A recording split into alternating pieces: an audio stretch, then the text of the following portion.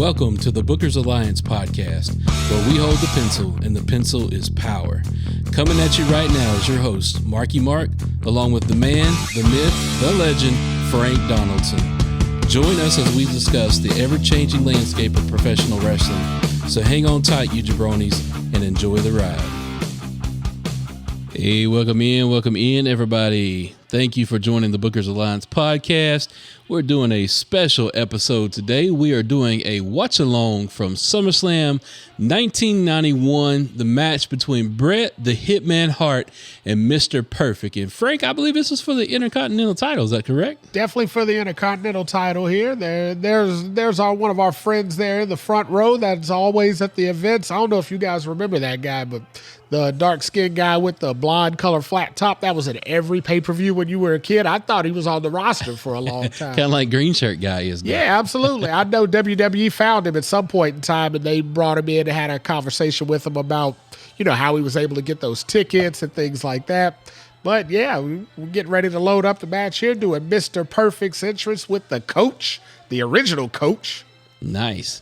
The belt flies off. The belt just flew off. Boy, it looked like it was looser than them Velcro ones are. Well, that was a sign of the times, because from the way this match ends, I think that was a little foretelling there, a little foreshadowing. And if you guys want to cue this up with us, we're in SummerSlam 1991. That's on season 3. On the old Peacock. Yeah, that's season 3, which I don't know how seasons work with it, but season 3. Yeah, match number 3. Right around the 17-minute mark there is where we started this match from. 17:37. So we're currently watching the match kind of get started here. They're doing the ring entrances. Gotta say, Bret Hart, for what he was back in the day, but he was the man back in the day. Oh, yeah. I mean, he had that cool look. You see him just putting the sunglasses on the kid there. That was endearing to the fans. But just look at him and Perfect. I mean, they were that new generation of wrestler. We were, of course, later on in this event, we got a Hulk Hogan and Ultimate Warrior tag team match, but they were kind of the outgoing superstar style, and Bret Hart and Mr. Perfect were more the incoming, younger, quicker, faster superstar style. So, the old story goes, the differences in techniques always make for the better matches. Would you say these guys have a difference in technique, or they're kind of both technical wrestlers? Yeah, they're definitely both technical. I mean, they as you see, drop down, hip toss. I know coming into this, they definitely made for a good match, but I remember coming into this, Mr. Perfect's back was all jacked up. It was why he ended up leaving wrestling for a period of time. He just wanted to do the honors, do the right thing, put the belt on the next guy. Something that Bret Hart wouldn't do just a few years later, but that's a different podcast for a different day. All right, so we got a headlock right now, currently in the middle of the ring, shoving off into the ropes. Crucifix pin. 1, nice. 2, no way. Mr. Perfect don't go down. Headlock take over again. Nice. MJF would be proud of that move. There you go. Now, you said you don't remember this match, huh? I do not remember this match. My goodness. I do not. We were talking about, you were a young buck then. You were a little rude boy, ragamuffin. 11 here in 1990. Yeah, you weren't ready. I do remember, though, being a huge Bret Hart fan, though. I respected Bret. Oh, yeah. I think everybody did at this point. I mean, this was his first match for a singles title, after coming off of that long Hart Foundation run that he had, Jim the Anvil Neidhart. Just coming in, Jim was out at the time. He was out of the WWF. And like I said, Bret had the pink and black, and, that was when kind of neon pink was in.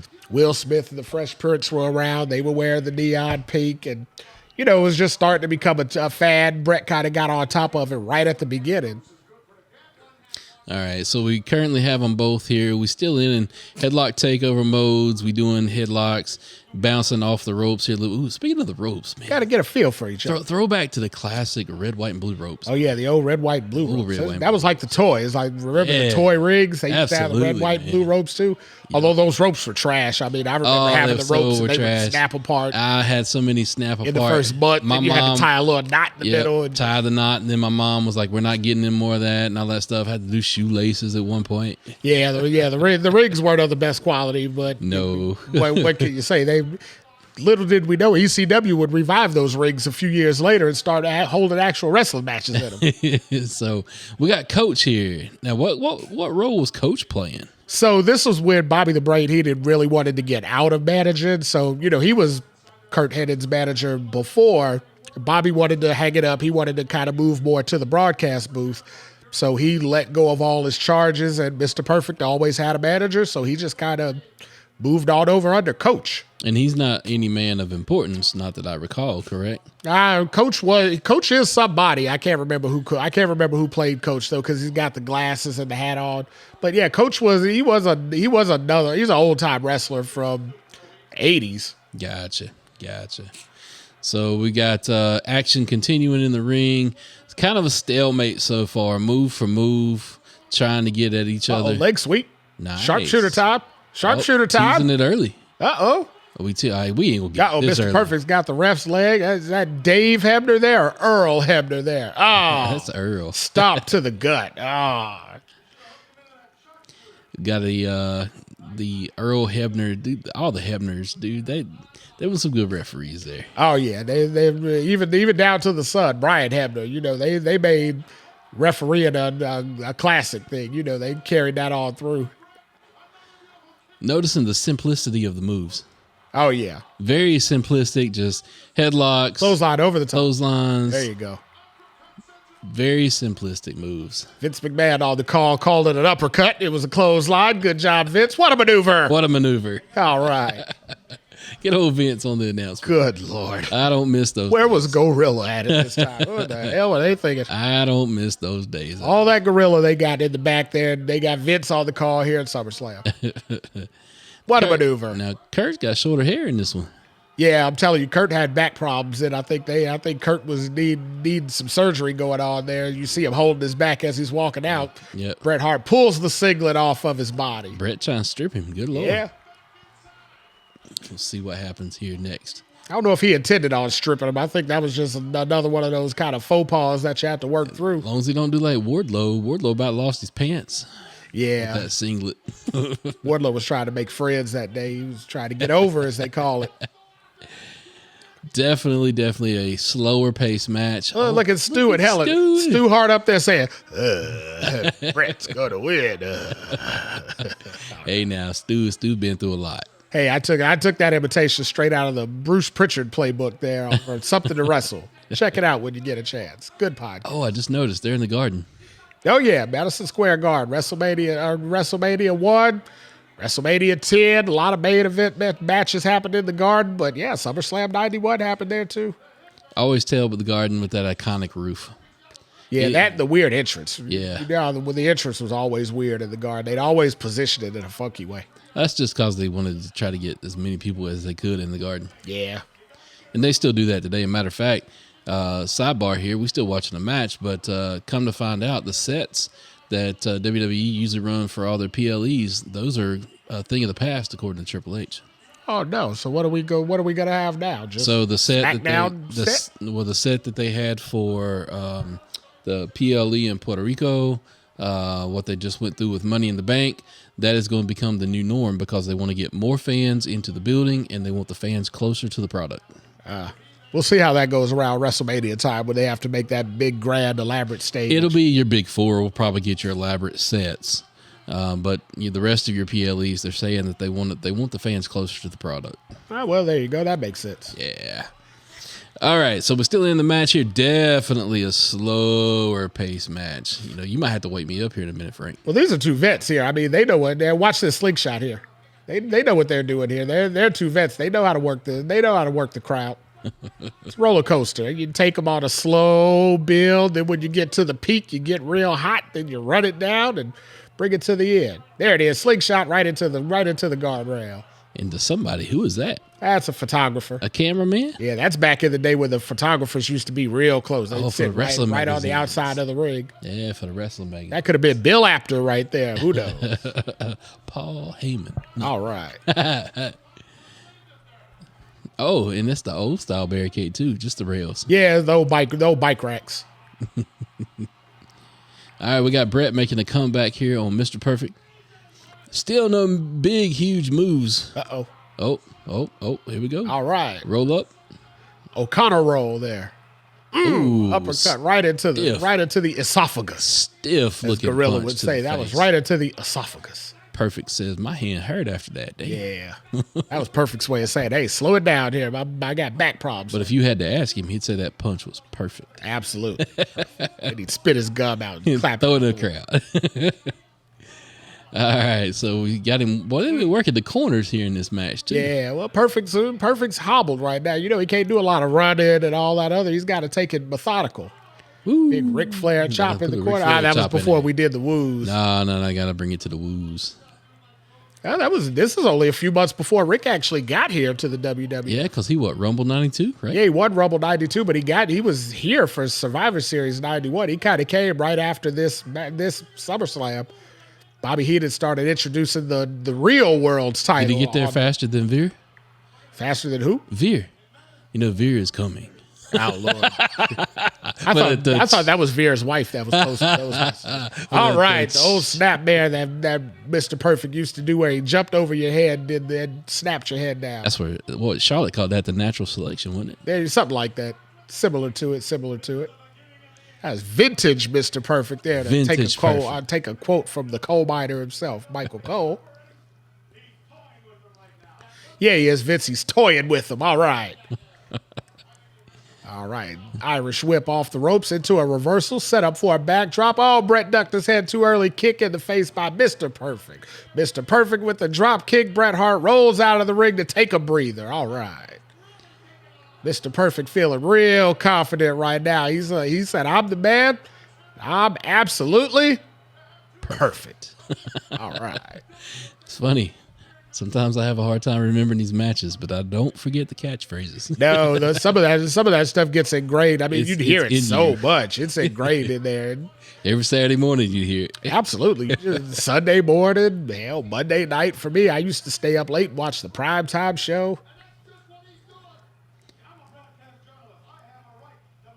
Bobby the Brain Heenan is a broadcast journalist. He does have a right to his opinion. I agree. One of the greatest commentators. Absolutely. Not partnered up with Vince, though. I mean, that's asking Bobby to do a lion's share of the work there. All right, look at Bret Hart and Mr. Perfect both in the corner, on the middle rope, on the outside. Now, if this was today's time, these boys would be getting ready to go through a table. Well, that would have turned into a triple Hurricane Rana there somehow or another. And then, all right, Perfect for the cover. Hebner out of him. Position. Oh, my God, Hebner, come on. Mr. Perfect's bad about it, too. Look, he's giving him the business. Bret was already all up underneath the rope. That don't count. Hebner was out of position. Yes, he didn't see that.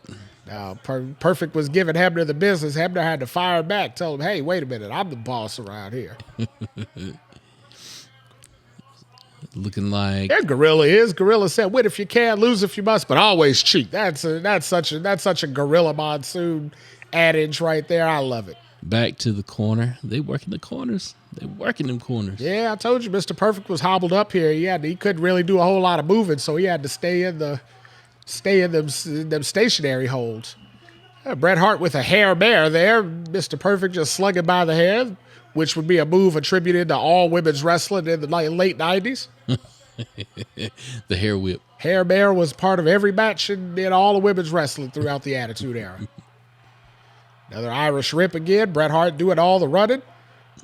Oh, Mr. Perfect into a sleeper hold. I Oh, was my going for goodness. a sling blade there for a minute. That's what he was working out of.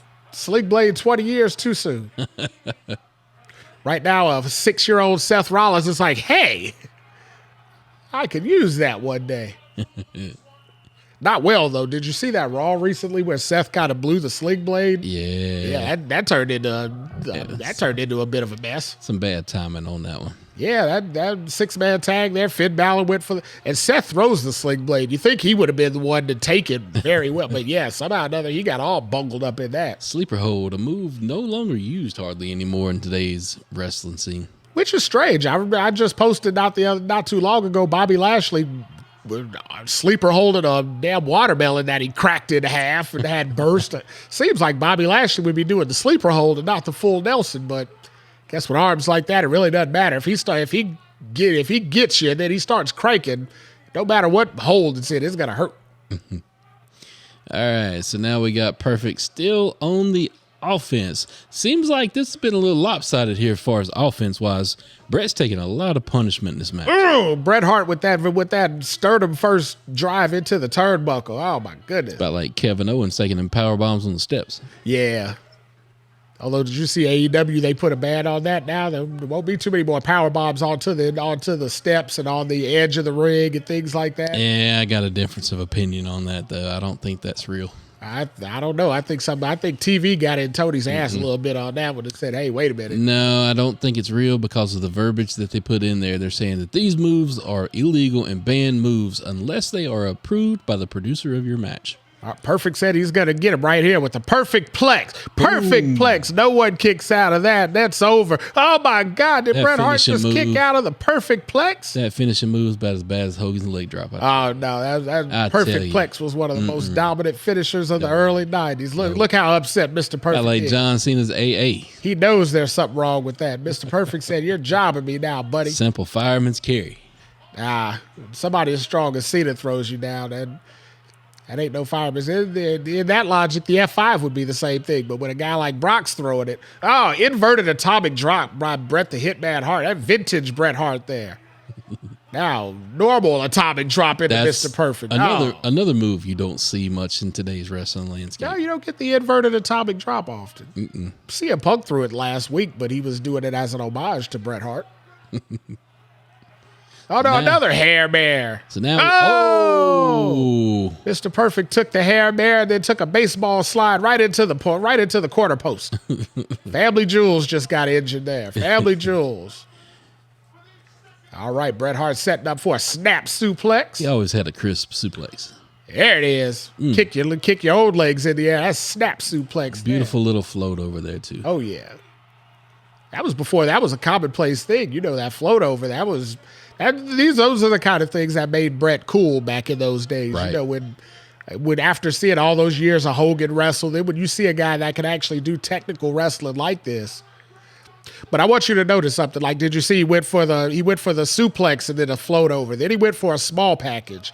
Now he's going to do the Russian leg sweep and then into a cover. You notice how, like, unlike current day or modern day wrestling, they're not hitting finisher after finisher after finisher for these false finishes. They're building up to it. They're able to do basic wrestling holds and get a kick out that has just as much backbreaker on Mr. Perfect with a bad back. So do you think this is what Randy Orton and Edge was trying to get over a couple of years ago when they had the best wrestling match ever? I think it was the idea, but Edge, let's be honest, Edge and Randy Orton ain't Mr. Perfect and Bret the Hitman Hart. So, those two guys saying they're going to have the best wrestling match ever is the equivalent of CM Punk saying he's the best wrestler in the world. Anybody can say it, but these guys actually got video footage that we're here watching today that can kind of prove where their names would be etched. Randy Orton, CM Punk, John Cena, Edge. Those guys, they all came from a completely different era. So them trying to do a catch-as-catch-can type wrestling match like that ain't going to work. Nah. Could you imagine any of them four names and get in there with Kurt Angle and have a best wrestling match? No way. Kurt would school them all day. Absolutely. You'd run those two. You'd run all four of those guys ragged at the same time. Now, what I would like to see, though, is 1991 Bret the Hitman Hart against, let's say, 2002 Kurt Angle. Oof. Oh, my goodness. You're going to talk about 60-minute Iron Man match. Amazing. Oh, yeah. I know Kurt said that was one of the matches that he regrets never having in his career, but he came right after the screw job, like literally right after the screw job. He came in and then Bret went to WCW and got injured and never wrestled again. Oh, so, Bret going for the sharpshooter. Coach gets involved. Coach takes a haymaker. To the head. Is this Jonathan Coachman? No. A low blow by the kick of the rope. Bret Hart was standing on top of the middle rope over there, lambasting Coach with the verbal tirade.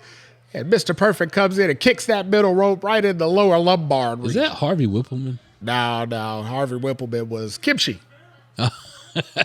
True. Wow. To the bread basket. Yeah, that wasn't exactly like the stop that Bret the Hitman Hart does, which would go into your abdomen. That was a little low there, Mr. Perfect. To the twig and berries. Kurt Hennig. The sausage and potatoes. Kurt Hennig. Leg drop into the bread basket. You see that little pop up he did there? Yeah, that was the little Jeff Hardy-esque. There you go. Now I see where Jeff Hardy might get that move. Jeff was 6 right around the time this match was. Oh, he tried it again, but what's that going to do? Hitman's locking him up. Hitman's going to roll him over. Hitman rolled him over right into the sharpshooter. What? That's it. Perfect quit. Bret Hitman Hart, your winner. That new WWF Intercontinental Champion. Nice. Stu Hart over there cheering him on. Said, Bret Hart won. Nice. That all happened so fast. I didn't even see Perfect. Didn't even know it was coming, did you? No. Look, Perfect still in there trying to get his comeuppance. Take his strap all the way off. He's getting completely stripped. Jeez. Well, that's what they say when you're retiring, you leave your boots in the ring. Well, Perfect couldn't leave his boots in there, so he left his whole singlet in there. Man, well, I tell you what, that was a great match from SummerSlam 1991 with Bret becoming the new Intercontinental Champion. This match is what you call an instant classic. Instant classic. All right. Well, what do you think, Frank? How did you like that, watching it back all these years later? That's one of those matches that I could watch again and again. I mean, I've seen it 100 times before. I'll probably see it 100 times going forward. But, it's always, again, it stands the test of time. Like I said, it just shows the difference of today's product versus what we had then, not all those, high def-defying, finishing type moves that somehow or other these guys magically kick out of every Wednesday night, every Monday night. They just had simple wrestling, small packages, neck breakers, stuff like that. We're talking about wrestling moves, right? Yeah. When you say small packages. Yeah. Just making sure. They used to do all that back in the day, and they made for good, interesting matches with the false finishes and that.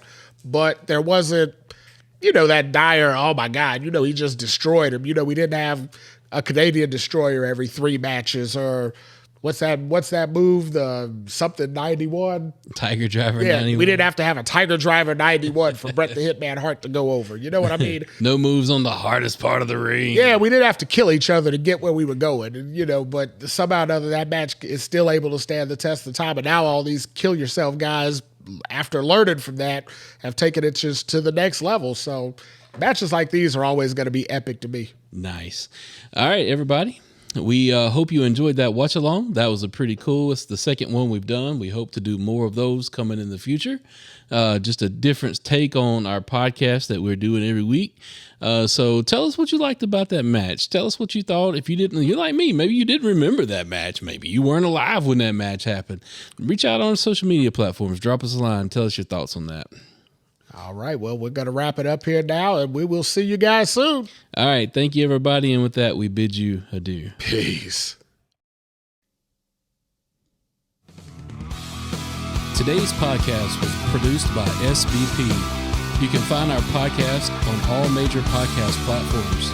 Also connect with us on our social media accounts. Search for The Bookers Alliance on Facebook, Twitter, and Instagram.